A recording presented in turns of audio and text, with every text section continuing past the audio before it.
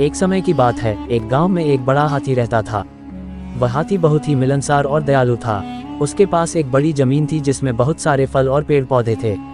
हर रोज वह अपनी जमीन में आकर अपने फलों की देखभाल करता और लोगों को खिलाता भी था। उस गांव में एक गरीब लड़का रहता था जिसका नाम रामू था।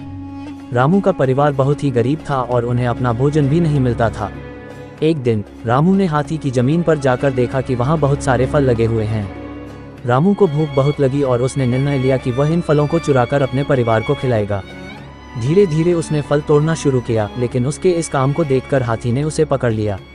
हाथी ने रामू को पकड़कर उससे कहा, क्यों बच्चे, तुम यहाँ क्या कर रहे हो? रामू डरकर चुप रह गया, लेकिन हाथी ने उससे क्रूरता से नहीं बात की। वह उससे पूछने लगा, तुम्हारे घर में क्या है? क्या तुम्हें खाने की कमी है? रामू ने रोते हुए बताया, हाँ, मुझे और मेरे परिवार को भूख लगी है। हमें कुछ खाने को नहीं मिल रहा है। हाथी ने कहा, तुम इस जमीन पर लगे फलों को चुरा रहे थे? रामू ने गर्व से सिर झुकाकर कहा, हाँ, मैं अपने परिवार को खिलाने के लिए इन फलों को चुरा रहा था। हाथी ने रामू के पास एक बड़ा झोला भेजा और कहा, इसमें तुम और तुम्हारे परिवार के लिए पर्याप्त फल है। यहाँ रहो और खाओ। रामू ने धन्यवाद कहकर झोला ले लिया और अपने परिवार के साथ खुशी खुशी फलों का आनंद लिया।